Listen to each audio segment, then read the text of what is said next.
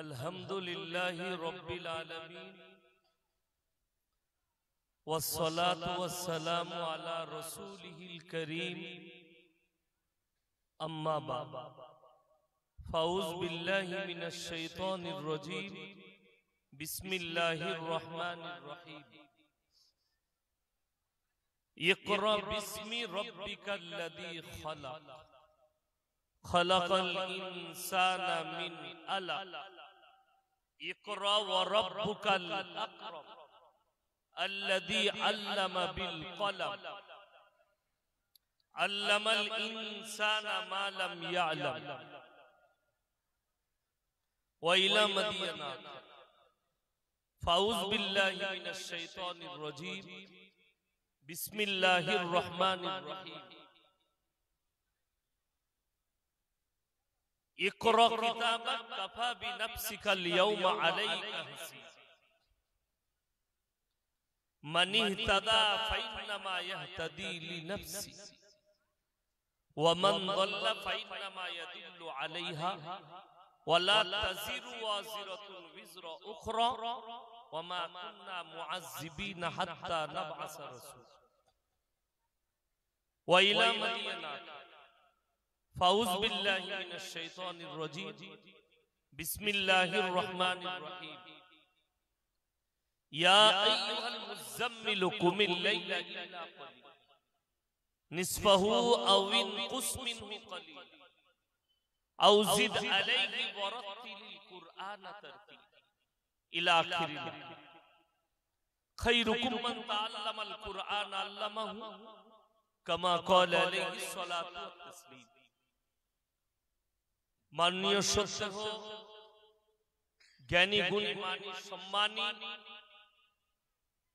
माननीय सभापति श्रद्धेर उलामाए इकराम हुफ्फाज़े इकराम स्नेहेर तलाबाए अजीज और आमार ज्ञानी गुणी मानी सम्मानी माननीय श्रोता मंडली पर्दार अंतराले पर्दा नसीब मायेरा एवं बोनेरा आल्लाहर बड़ दया कृपा भालोबासा आमादेर प्रति गोटा विश्वेर प्रति सबाई आल्लाहर शुक्र आदाय करे हृदय थेके बोली आलহামদুলিল্লাহ तार परे परे विश्व नबी जनाबे मुहम्मदुर रासूलुल्लाह सकले बोलुन सल्लल्लाहु अलैहि वसल्लम तिनार प्रति शत कोटी दरूद बर्षित होक बोलुन आमीन सुम्मा आमीन सबाई एकबार मोहब्बतेर संगे दरूदे इब्राहिम पाठ करी अल्लाहुम्मा सल्ली अला मुहम्मद व अला आलि मुहम्मद कमा सल्लैता अला इब्राहीम व अला आलि इब्राहीम इन्नका हमीदुम मजीद अल्लाहुम्मा बारिक अला मुहम्मद व अला आलि मुहम्मद कमा बारकता अला इब्राहीम व अला आलि इब्राहीम इन्नका हमीदुम मजीद गुटी कयेक कथा आलोचना करब आमरा सकले আমল करब बोलुन इनशाআল্লাহ सर्वप्रथम এই যে আপনাদেরকে বলছি যদি বসার হয় বসুন না হলে আউট অফ সার্ভিস এখানে দাঁড়িয়ে থাকবেন না ঘুমানোটাও ইবাদত কারো যদি মনে হয় বসে গল্প করব গল্প করবেন না গুনাহ হবে আপনি ঘুমান ঘুমানোটাও ইবাদত এশার নামাজ পড়ে নবীজি সাল্লাল্লাহু আলাইহি সাল্লাম আদেশ করেছেন তোমরা তাড়াতাড়ি ঘুমিয়ে পড়ো যাতে তাহাজ্জুদে উঠতে পারো তাড়াতাড়ি ওইজন্য ঘুমানোটাও ইবাদত এই জলসা শোনাটা ইবাদত নয় জলসা শোনাটা নেকির কাজ ফরজ নয় ওয়াজিব নয় সুন্নত নয় কিছুই নয় ভালো কাজ নেকি পাবেন আল্লাহ আল্লাহ রাসূলের কথা শুনলে নেকি আছে বাস এতটুকু তাই নো ডিস্টার্ব আমার সিস্টেম হচ্ছে যদি 10টা লোক বসে থাকে আমি কেউ কি ডেকে বসাবো না ডাকবো না কেউ কি যে যেখানে আছে থাকুক মেলা বসানো আছে সেইখানে ঘুরতে পারে গাদা মেয়েদের ঠেলাঠেলি পাবেন জলসা আছে স্টেজে বসতে পারেন আর নাও বসতে পারেন ডেকে জান্নাতে নিয়ে গেলে জান্নাতে জায়গা হবে ডেকে ডেকে ঘর থেকে জান্নাতে নিয়ে যাওয়া যাবে এইখানে আমার কাছে এলান হবে না যে আপনি এসে বসুন যার যেখানে ইচ্ছা বসবে না বসতে গেলে আলহামদুলিল্লাহ আরো ভালো 10টা লোক থাকলে আমি যে বক্তব্য দেব 10,000 থাকলেও সেই একই বক্তব্য আজকে আপনারা এখানে 1000 1500 2000 চেয়ার আছে কালকে আমি যেখানে বক্তব্য দিয়েছি 20,000 শ্রোতা ছিল, ছেলে আর মেয়ের 20,000, দক্ষিণ দিনাজপুর। তো ওটা আমার কাছে ফারাক না, আল্লাহর কৃপায় আমি স্টেজে থাকি, আমি সময় নষ্ট করি না আল্লাহর কৃপায়। কিরাত পড়ে গজল পড়বো, দিয়ে 10 মিনিট গজল টেনে দিয়ে গল্প গুজব, ওই সিস্টেম আমার কাছে না। বসুন, শুরু করব, 2 ঘন্টা টানা বলবো। সর্বপ্রথম বলি, আপনি ওখানে বসে গেলেন, আপনি এইদিকে আসুন, আরে আপনি এখানে আসুন, আপনি থাকলে আমার সুবিধা হবে, কি বুঝলেন? হ্যাঁ, আপনি এখানে আসুন, আমার পাশে আসুন। খুব সুন্দর কোরআন তেলাওয়াত করেছে কারি সাহেব, আল্লাহ ইনার হায়াতে বরকত। আপনি হ্যাঁ, আমি ইমামকে কেন বসাবো আপনারা বুঝতে পারবেন, আমার বয়ান শুনে কেন বসে পড়ে, এখন বুঝবেন, পরে বুঝবেন। একটু আগ হয়, এগিয়ে যাই, বুঝতে পারবেন। নাম্বার 1, হাওড়া, হুগলি, 24 পরগনা, 2 মেদিনীপুর আর কলকাতার একটা মহৎ রোগ আছে। রোগটা কিন্তু সব হুজুর ধরতে পারে না, আমি কিন্তু ধরেছি। এই হাওড়া, হুগলি, 24 পরগনা জলসাতে হুজুর আসে, জলসা শুরুর আগে হুজুর বলে সবাই মহব্বতের সঙ্গে দরুদ পড়ুন, হুজুর বলে আল্লাহ, এরা সবাই মুখস্থ করে রেখেছে সাল্লে আলা সাইয়্যিদিনা মাওলানা মুহাম্মদ। এটা পড়াটা হারাম নয়, গুনাহ নয়, নেকির কাজ। কিসের কাজ বললাম? নেকি। কিন্তু এই 24 পরগনার কলকাতার হাওড়া হুগলির লোক মুখস্থ করে রেখেছে, নামাজ না পড়লেও জলসার দিনে টুপিটা লাগিয়ে এসে বসবে, আর হুজুর মনে করবে তাহলে আচ্ছা গ্রামে জলসা করতে এসেছি, সব তো আউলিয়া লোক, এত জোরে জোরে দরুদ পড়ছে। আমি যে দরুদটা পড়লাম, এই দরুদটা পড়া গুনাহ না নেকি? নেকি। দরুদ ইব্রাহিম পাঠ করলাম। এরপর বলুন, আমি এখানে লক্ষ্য করলাম নামাজিরা ছাড়া বেনামাজি মালকটা দরুদটা পড়ে নাই, জানলে তো পড়বে। যারা বেনামাজি তারা জানলে তো পড়বে, জানেই না, পড়বে কোথায়? ও তো খালি হুজুরের সঙ্গে সাথ দিবার লেগে জলসার দরুদ মুখস্থ করে রেখেছে, যে জলসাতে পড়বো, হুজুর জানো বুঝতে না পারে যে আমি আউলিয়া নয়, আমি রাসূলের চেলা নয়, আমি শয়তানের চেলা, এটা যেন হুজুররা না বুঝতে পারে। দুঃখের বিষয়, আজকে আমি জলসা শুরুতেই যে আয়াত আল্লাহ রাব্বুল আলামিন ইসলামের যে বুনিয়াদ পৃথিবীর বুকে রেখেছে, ওটা শিক্ষার দ্বারা, এডুকেশনের দ্বারা। এক শ্রেণীর শিক্ষিত লোক ইসলামের মধ্যে নবীজির নাম করে মিথ্যাচার করেছে, আর এই মুসলমানের কাছে দ্বীনি শিক্ষা না থাকার কারণে সেটাকে ইসলাম, সেটাকে হাদিস, সেটাকে রাসূলের ভাষা মনে করে আমল করে ফেলেছে, অথচ এটা নবীজির ভাষা নয়। আমরা অনেক দিন থেকে শুনি, ছোটবেলায় যখন পড়াশোনা করতাম, তালবে ইলম ছিলাম, জলসা শুনতে যেতাম, কিছু কিছু বক্তা বলতো, শিক্ষিত লোকরা এখনো বলে কি, বাবা আল্লাহর নবী বলেছেন তোমরা শিক্ষার জন্য চীন দেশে পাড়ি দাও। শুনেছেন না শুনেননি? আমি চ্যালেঞ্জ দিলাম, এখানে কোন মৌলবি থাকলে বুখারী, মুসলিম, আবু দাউদ, ইবনে মাজাহ, নাসাই শরীফ কোন হাদিস থেকে যদি এই হাদিসটা বার করতে পারে, আমি জীবন আর সমাজের মধ্যে বক্তব্য দেব। এটা হাদিসই নয়, নবীজির নামে মিথ্যাচার করা হয়েছে। রাসূলের যেটা সহিহ হাদিস, প্রত্যেকটা মুসলমান নরনারীর জন্য দ্বীনি শিক্ষা অর্জন করা ফরজ, অপরিহার্য। এইটা হচ্ছে সহিহ হাদিস রাসূলের। এর অপব্যাখ্যা করে একটা মিথ্যাচার করে দিয়েছে রাসূলের নামে। এরপর মুসলিম সমাজ ফেরে পড়ে। আজকে আপনি বলুন, এই আট ঘরাই জলসা করতে এসেছি, শুধু আট ঘরা নয়, গোটা কলকাতা টাউনে যদি এই আলেমরা সমীক্ষা করে, ইমামরা আর মৌলবীরা, কত পার্সেন্ট মুসলমানের কাছে দ্বীনি শিক্ষা আছে? আমার মনে হয় 85% মুসলিমের কাছে দ্বীনি শিক্ষা নাই। ঠিক বললাম না ভুল বললাম? 85%।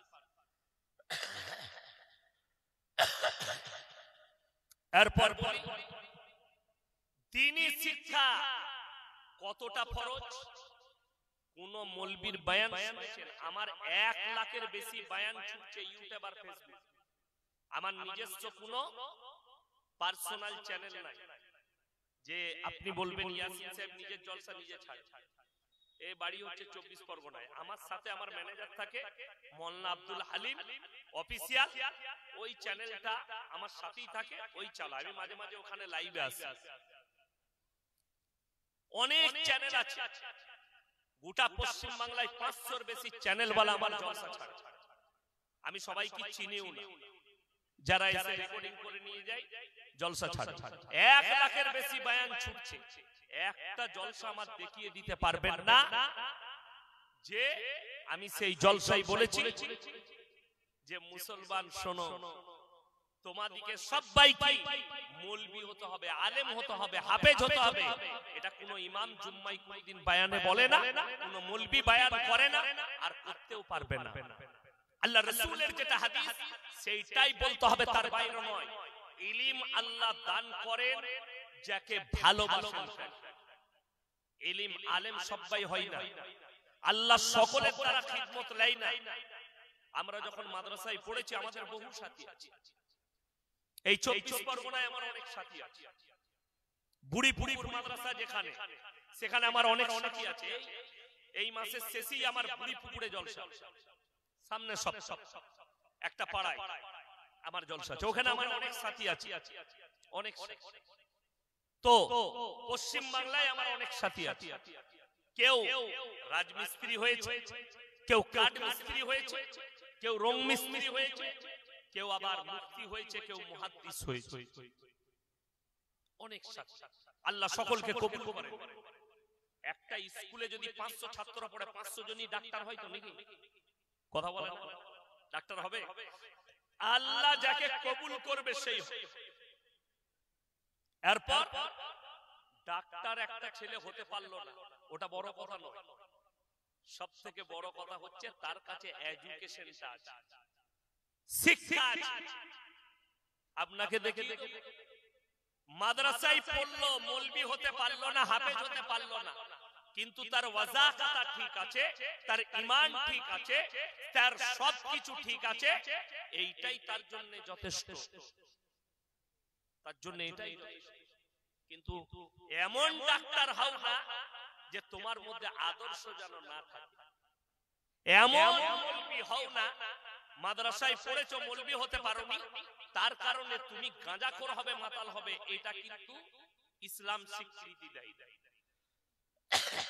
আপনাকে অতটা ইলম হাসিল করতে হবে যতটা করলে হারাম হালাল চিনতে পারে, দ্বীন আর বদ্দীন চিনতে পারে, শিরক আর বিদআত চিনতে পারে, কুফরি চিনতে পারে, বেঈমান কাফের ইহুদি নাসারারা যে জালটা আপনার উপরে ছুঁড়েছে, এই জালটা যেন আপনি ওই ইলমের দ্বারা দেখতে পান যে আমাদের উপরে কি জাল ছুড়া হয়েছে। আমি একটা একটা করে কেটে কেটে আলোচনা করব। আজকে দেখুন মুসলমান দ্বীনি শিক্ষা কেন ফরজ বলে দিই। আজকে বহু মুসলমান যুবক যুবতী আছে, বহু এমন মুসলমান আছে নামাজও পড়ে, জুম্মার নামাজে যায়, কেউ কেউ ঈদ আর বকরা ঈদ পড়ে, সে নিজেকে মুসলমান বলে দাবি করে, সে হারাম হালালটাই ছিল। 24 পরগনা, হাওড়া, হুগলি, কলকাতার বহু ছেলে, আমার বর্তমানের ছেলে লড়ি চালায়। সব থেকে দামি বালির ঘাটটা আমার বাড়ির কাছে, সিল্লার ঘাটের বালির দাম সব থেকে বেশি কলকাতা। ওই ঘাটটা আমার বাড়ির কাছে, রোজ 5000 গাড়ি লোড হয়। মুসলিমদের ছেলেরা গাড়ি চালায়, বালির ঘাটে বালি লোড করে উঠলো হাই রোডে, এনএইচ এ উঠি হোটেলে দাঁড়ালো, ঢুকেই বলছে ভাই এক বোতল মদ দে তো। মুসলিমদের ছেলে, মদ খাওয়া হয়ে গেল। এরপর বলছে হোটেলের কর্মচারীকে, ভাই মুরগির মাংস আর রুটি নিয়ে আয়। হোটেলের কর্মচারী বেচারা মূর্খ সুর্খ ছেলে মুরগির মাংস আর রুটি এনে টেবিলে দিয়েছে। তখন হারামখোর জিজ্ঞেস করছে মুরগিটা জবাই না কাটা? আমরা হারামখোরকে জুতো করে মারি। আচ্ছা, যে ছেলেটা মদ খেলো তার আর এটা জিজ্ঞেস করার লাভ আছে যে এটা কাটা না গোটা? ওটাও হারাম, এটাও হারাম। আপনারা জানেন না। যারা এখানে নামাজি বসে আছেন তারাও শুনে যান, যারা মুসলিম ভাই এসে বসেছেন শুনে যান। আল্লাহ রাব্বুল আলামিন দোয়া কবুলিয়াতের জন্য যে শর্ত প্রথম রেখেছে সেটা হচ্ছে হালাল খাবার, তবে আপনার দোয়া কবুল হবে। আপনি কলকাতার যে কোনো রেস্টুরেন্টে যান, যে কোনো হোটেলে যান, মুসলিমদের জন্য জরুরি দাদা মুরগিটা জবাই না কাটা এটা জিজ্ঞেস করতেই হবে। ঠিক কি না? কথা বলে যেখানে যাবেন আপনাকে জিজ্ঞেস করতে হবে। যদি বুঝতে না পারে এটা মুসলিমদের হোটেল, আপনাকে জিজ্ঞেস করতে হবে এটা জরুরি জবাই কিনা মাংসটা, এটা জরুরি। আপনার দোয়া কবুল হবে। হালাল খাবার আপনাকে খেতে হবে, তবে আল্লাহর বারগাহে দোয়া কবুল হবে। আর যদি জিন্দেগি ভর হারাম খান আর গোটা পৃথিবীর মৌলবি আর পীরকে এক কাছে করে দোয়া করে, দোয়া কবুলের রাস্তা। আমার ভাই দুঃখের বিষয় এটাই, আপনি বুঝে গেলেন। ইয়াসিন ভাই রাতের বেলায় এসে বলে গেল জবাই করা মাংস খাবি, সকাল বেলায় উঠে আপনি আপনার বাজারে গেছেন, এই জবাই করা 1 কিলো মাংস দে। আমি খালি মুসলমানদের হারাম হালালটা চিনাচ্ছি আপনাকে। দোকানে গিয়ে বললে জবাই করা মাংস দে, কিনছে জবাই করা মাংস, কিন্তু টাকাটা আবার সুদের টাকা, সেই একই মাল দাঁড়িয়ে। কথাটা বুঝাতে পারলাম? মনে হয় বুঝতেই পারছেন আমি বুদা বাংলায় বয়ান করি, আর আমাকে সবাই দাওয়াত দেয় না, জেনে শুনে দাওয়াত দেয়। আমার কথা ইনজেকশনের মতো ঘা হয়ে যাবে, সকালবেলা খালি মহলমটা লাগাবো। এই সুদখোর, আপনারা বলুন সবাই হাত তুলে কোরআনকে বিশ্বাস করেন না করেন? সবাই জোরে বলুন ইনশাআল্লাহ। কোরআনকে যদি বিশ্বাস করেন, দেখে নেন পৃথিবীতে যত কিতাব আছে কোরআন বাদ দিয়ে, যত ধর্মেরই হোক, আর কোন মৌলবী মুহাদ্দিসের লেখা হোক, কোন জ্ঞানীর হোক, সাহিত্যিকের হোক, আপনি একটা খালি কিতাব বার করে দেন যে অমুক ব্যক্তি লিখেছে আর তার কিতাবের মধ্যে লিখে দিয়েছে, এর মধ্যে কোনো ভুল নাই। লিখতে পেরেছে না? আপনার জানা মতো ভালো ভালো পীর কাছে, মৌলবীর কাছে যাবে, যদি ফতোয়া নেন আল্লাহু আলাম বিসসাওয়াব, ফতোয়ার নিচে লিখতে হবে আমার জানাটুকু লিখলাম, সঠিকটা আল্লাহই জানে। আল্লাহর কসম, আল্লাহ কোরআন অবতীর্ণ করেছেন, আর কোরআনের মধ্যে আল্লাহ এটা কনফার্ম করে দিয়েছেন, যালিকাল কিতাবু লা রাইবা ফি, আমার এই কোরআনে বিন্দুমাত্র সন্দেহের কোনো অবকাশ নাই। জোরে বলুন সুবহানাল্লাহ। এটা আল্লাহ কনফার্ম করে দিয়েছেন। বাকি পৃথিবী কেউ নিজের কিতাবে লিখতে পারেনি যে আমার কিতাব লেখার মধ্যে কোনো ভুল নেই। সবারই ভুল থাকতে পারে, কিন্তু আল্লাহ তাআলা একদম পারফেক্ট ভাবে লিখে দিলে আমার কোরআনে বিন্দু মাত্র সন্দেহের কোনো অবকাশ নাই। আর এই কোরআনকে কেউ যদি বলে আমি মুসলিম, আর এই কোরআনকে যদি কেউ অস্বীকার করে, আল্লাহর কসম কাফের হয়ে যাবে, বেঈমান হয়ে যাবে, ঈমান চলে যাবে, তাকে কালমা পড়ে আবার ফিরে আসতে হবে। যদি বলে আমি কোরআনকে অবিশ্বাস করি, মানি না। আপনারা বললেন কোরআনকে মানে, চলুন বর্তমানে কিছু মুসলমান, আচ্ছা আপনাকে বলে দিই, আপনার জানা নেই একটা অমুসলিম ভাই মুসলিমদের আপনার ধর্মকে কতটা রেসপেক্ট করে আপনি জানবেন। সেই জায়গায় পৌঁছালে আপনি জানতে পারবেন যে আপনার ধর্মকে তারা কতটা রেসপেক্ট করে। ওই জায়গায় পৌঁছাতে একটা দুটো লোককে ধরবেন, একটা লোক যদি খারাপ হয় গোটা কমিউনিটি খারাপ হতে পারে। কথাটা বুঝতে পেরেছেন? একটা লোক নবীজিকে গালি দিয়েছে, নুপুর শর্মার মতো হারামের আওলাদ, তার জন্য গোটা হিন্দু সমাজ খারাপ নয়, এটা আপনাকে ব্রেনে রাখতে হবে। তবে সে আপনার আল্লাহকে গালি দিয়েছে, রাসূলকে গালি দিয়েছে, তা আপনি কোরআন শুনেলেন, কোরআন শোনায়, এটা প্রত্যেকটা মুসলিমের আমল করা দরকার। আমি কালকে বলে এসেছি দক্ষিণ দিনাজপুরে হরিরামপুর থানায়, যেখানে 70% মুসলিম যে থানায়, 10,000 শ্রোতা, আমি তাদের সামনে শোনালাম প্রত্যেকটা আলেম উলামা, প্রত্যেকটা মুসলমান এই কোরআনের আয়াতটাই যদি আমল করে, তার কাছ থেকে কোনো হিন্দু ভাই কষ্ট পাবে না। কোরআনে কি আছে? ওয়ালা তাসুবুল্লাযীনা ইয়াদউনা মিন দুনিল্লাহি ফায়াসুবুল্লাহা আদওয়াম বিগাইরি ইলম। হে আমার নবী পৃথিবীর মানুষকে বলে দাও, হে ঈমানদার ব্যক্তিরা, তোমরা তাদেরকে গালি দিও না যারা আল্লাহ ব্যতীত অপরের উপাসনা করে। তাদের দেবদেবীকে, তাদের ধর্মকে গালি দিও না, সে অজ্ঞাত অবস্থায় তোমার আল্লাহকে গালি দেবে। এটা কোরআন। তোমরা কারু দেবদেবীকে, কারু ধর্মকে গালি দিও না, অজ্ঞাত অবস্থায় তোমার আল্লাহকে গালি দেবে। তাই একটা লোক খারাপ হলে গোটা কমিউনিটি খারাপ নয়। একজন জিজ্ঞেস করছে, আচ্ছা মুসলমান এরা আতঙ্কবাদী। আমি বললাম, ভাই গান্ধীজিকে যে মেরেছিল সে কি মুসলমান ছিল? কথাটা বুঝতে পারেন? গান্ধীজিকে যে মেরেছিল সে কিন্তু মুসলমান ছিল না। ওটা অনেক দূরের কথা, তো কাছে বলে দিচ্ছি। আপনার উড়িষ্যার 1 বছর আগে উড়িষ্যার স্বাস্থ্যমন্ত্রীকে তার বডিগার্ড এসআই একজন পুলিশ গুলি করে হত্যা করে দিল। গাড়িতে ব্রেনে গুলি করে দিল। তার বডিগার্ড নিজে গুলি করলো, এসআই। লোকটা কিন্তু মুসলিম নয়, যে গুলি করেছে সে একটা হিন্দু ব্যক্তি। তাহলে এই লোকটা কি মুসলমান? ওই জন্য ইসলাম টেররিজমকে কখনো সাপোর্ট করে না, ইসলাম আতঙ্কবাদীকে সাপোর্ট করে না। ইসলামের অর্থ হচ্ছে শান্তির বার্তা, আপনাকে শান্তি দেয়। আমার মুসলমান ভাই, আল্লামা ইকবাল লিখেছে, ইস ঘর কো আগ লাগি ঘর কি চিরাগ।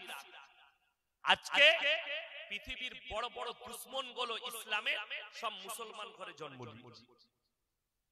নবাব সিরাজউদ্দৌলাকে যে মেরেছিল, ধোঁকা দিয়েছিল কে? মির্জাফর। মির্জাফর মুসলিম ছিল না হিন্দু ছিল? কথা বলে না? মুসলিম। হযরতে হোসেনকে কারবালার প্রান্তরে যারা শহীদ করেছিল তারা কোনো কাফের অমুসলিম ছিল না, তারা সবাই মুসলমানই ছিল। তারা মুসলমানই ছিল। আমার ভাই, পৃথিবীর ইতিহাস খুলে দেখে রে, পৃথিবীতে যতগুলো মানুষ ধোঁকা খেয়েছে সবাই কাছের মানুষের কাছ থেকেই ধোঁকা খেয়েছে, কাছের লোকের কাছ থেকে, ঘরের লোকের কাছ থেকে ধোঁকা খেয়েছে। নবাব সিরাজউদ্দৌলাকে তার ঘরের লোক ধোঁকা দিল, মির্জাফর।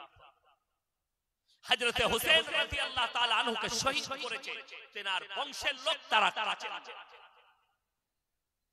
তারাও সবাই মুসলমান, ধোঁকা দিয়েছে, মার্ডার করেছে।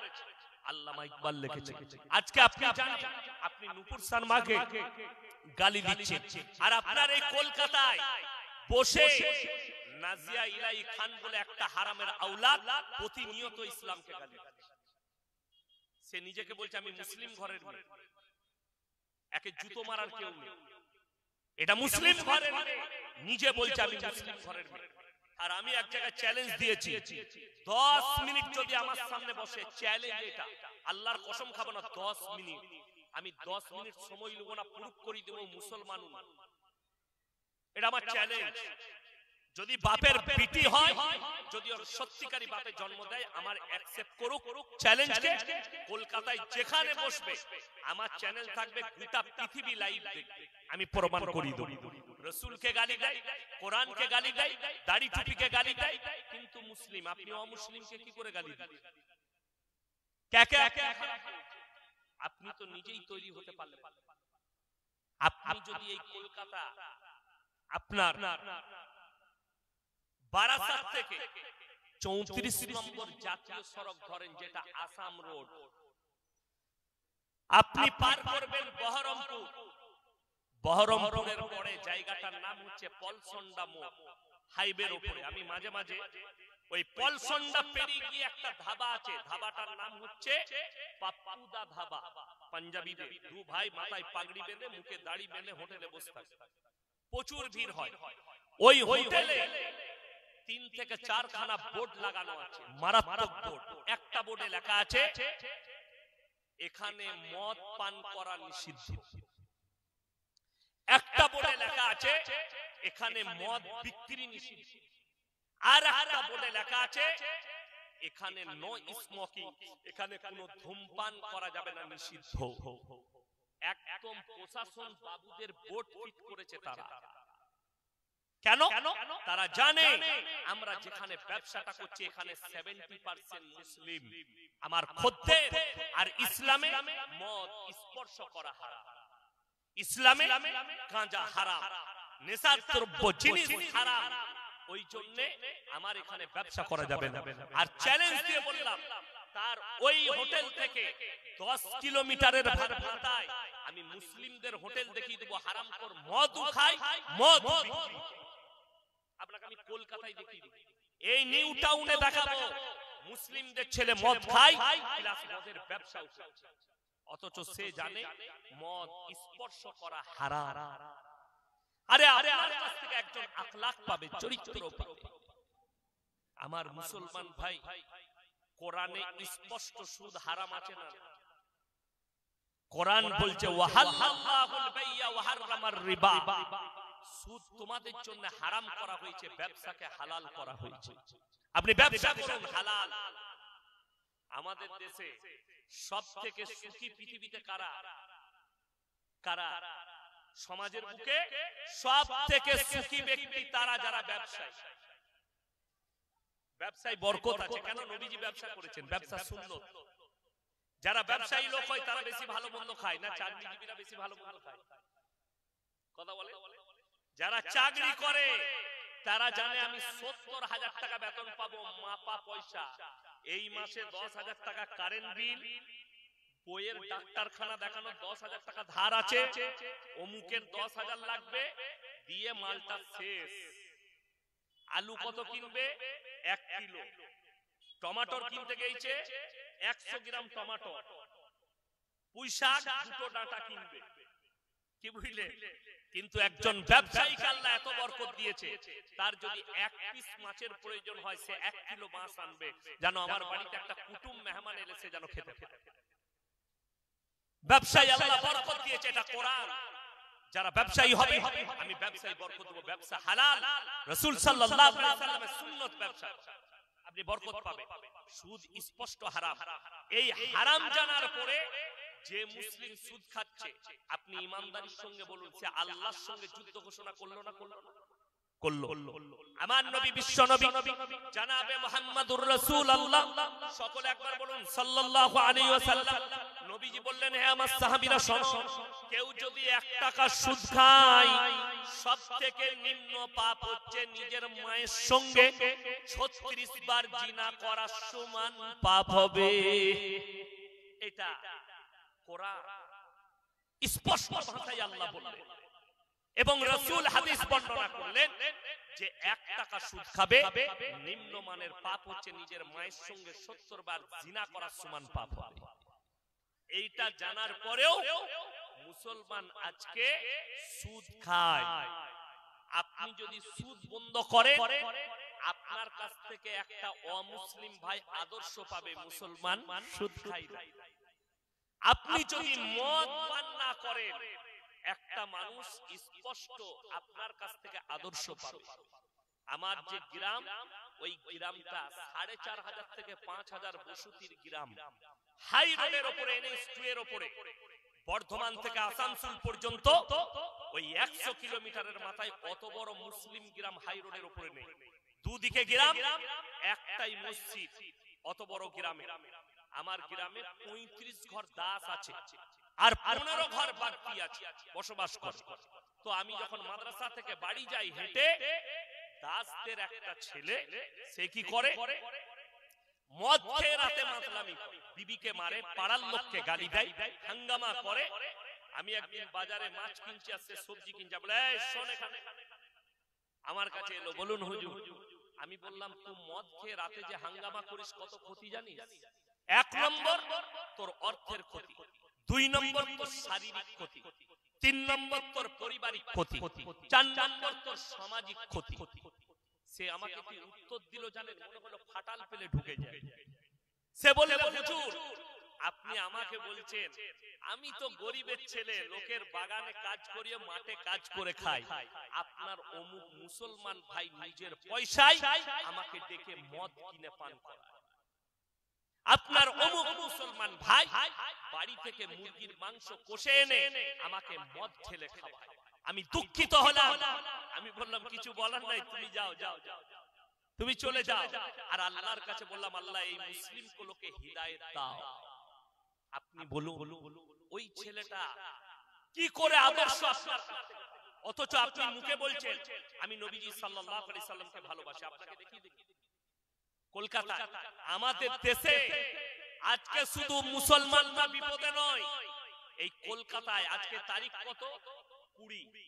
20 কি ডিসেম্বর, 20 কি ডিসেম্বর, 25শে ডিসেম্বর খ্রিস্টানদের থেকে বেশি হিন্দু আর মুসলিম ছেলেরা ক্রিসমাস পালন করে। এটা চ্যালেঞ্জ দিলাম আমি, যে কোন মিডিয়া অ্যাকসেপ্ট করুক আমার চ্যালেঞ্জকে। আমি কলকাতায় পার্ক সার্কাসে সকাল থেকে দেখিয়ে দেবো 25শে ডিসেম্বর কতগুলো হিন্দুদের ছেলে মেয়ে আর কত হাজার মুসলিমদের ছেলে মেয়ে। সেখানে খ্রিস্টান আপনি 10% পাবেন না, 90% হিন্দু আর মুসলিমের ছেলে ক্রিসমাস পালন করছে। কোন হিন্দু পণ্ডিত বাপের বেটা হয়ে যদি প্রমাণ করায় যে এটা হিন্দুদের আদর্শ, কোন বাপের বেটা মৌলবি মুসলিম যদি প্রমাণ করায় এটা মুসলিমদের আদর্শ, আমি আর জীবনে সমাজের মুখে বক্তব্য রাখব না। ইসলামে মুসলিমদের জন্য ক্রিসমাস পালন করা হারাম। অমুসলিম ভাইদের আমি বলবো না, ওনাদের পণ্ডিতরা বলবে। তারা তাদের পণ্ডিতের কাছে, যাদের ধর্ম সম্পর্কে জ্ঞান আছে, হিন্দু ধর্ম সম্পর্কে, তিনাদের কাছে জানবে যে এটা আমাদের ধর্মের কতটা প্রযোজ্য। যেমন আমরা ভাবি, এই সেদিন আমি একটা বক্তব্য দেখছিলাম, একজন বাবার বড় বড় চুল, খুব সুন্দর কথা বলে। আমি জলসা শেষ করে রাস্তায় গেলে মাঝে মাঝে মোবাইলে আমি তিনার বক্তব্যগুলো শুনি। তিনি প্রবচন দেয়, মানুষ তার প্রবলেম বলে, স্যার বাবা नमस्ते, मेरा जो शहर है वो दारू पी के मेरे को पीटता, मेरा जो शहर है हमसे मोहब्बत नहीं करते। तो बाबा दादी के आदर्श देय, भाई तुम अपने बीवी से क्यों नहीं मोहब्बत करते? भाई दारू पी के आपको क्या फायदा मिलता है? এরকম বলে। এই বাবাকে দেখলাম একটা নিউজ চ্যানেল ওয়ালা তার ল্যাবেতে ডেকেছে, সেখানে এবং অ্যাঙ্কার আছে এবং একদিকে 10-12টা মেয়ে, একদিকে 10-12টা ছেলে, মধ্যখানে এরকম চেয়ারে বাবা বসে আছে। বাবাকে একটা ভদ্র মহিলা, ভদ্র বলাটাও মনে হচ্ছে আমার গুনাহ, से मेटा बोलचे बाबा आपने एक तकरीर में कहा, एक प्रवचन में कहा कि औरत को कपड़ा पहनना चाहिए सलीके, बदन ढाक लेना चाहिए। तो आप तो मौलवियों की तरह हिजाब पहनने वाली बात कर रहे हैं।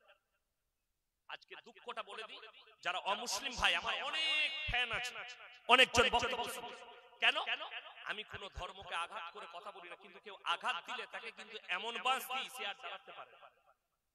আমাকে আঘাত দিই, বাকি কোন ধর্মের প্রতি অভিযোগ নাই। দেখুন এ বলছে आप हिजाब पहनने वाली बात करते हैं। आज के हिंदुस्तानेर माटीते एमन अवस्था, একটা মেয়ে যদি হিজাব পরে স্কুলে যায় তাকে কোর্টেতে কেস লড়তে যেতে হয়, অথচ হাজার মেয়ে কলকাতায় ন্যাংটো ঘুরে বেড়াচ্ছে, যে যত ছোট পোশাক পরবে সে তত ভাইরাল, অথচ তাদেরকে কোর্টে যেতে হয়।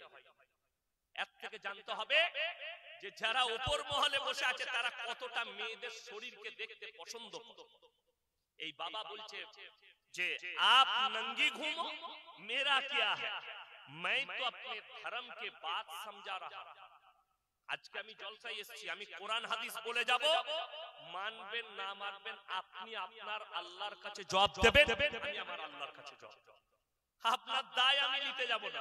আজকে আমাদের সমাজের কিছু লোক মনে করে যে আমি যত রকমের পাপ করি হুজুররা আমাদেরকে জান্নাতে নিয়ে যাবে, তোর হুজুর মার খাবে আর তুইও খা। এটা লিখে নিন, চ্যালেঞ্জ এটা।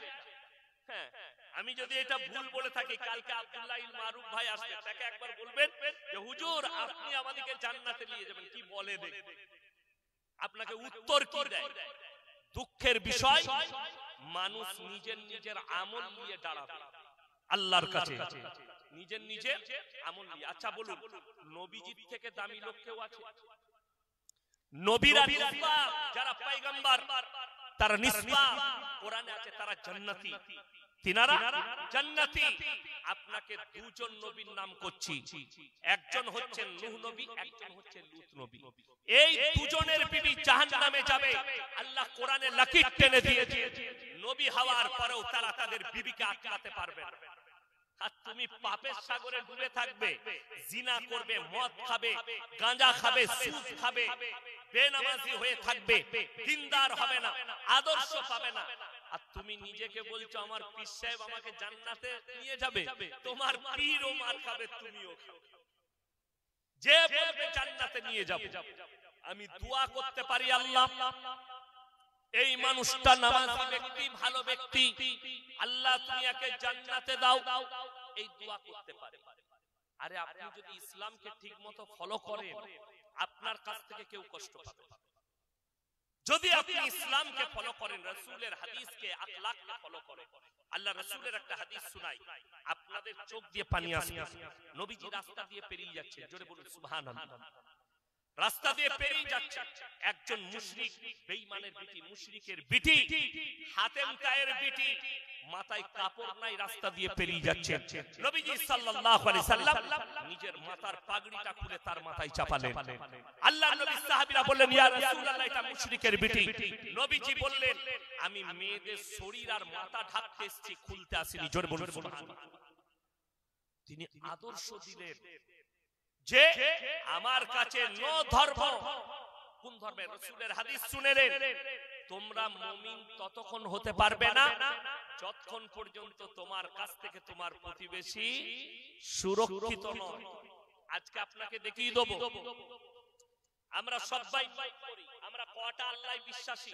কথা বলে, সকলে বলুন কয়টা আল্লাহ মানে? আরে কথা বলতে পারেন, এক আল্লাহ বিশ্বাসী, বলুন ইনশাআল্লাহ।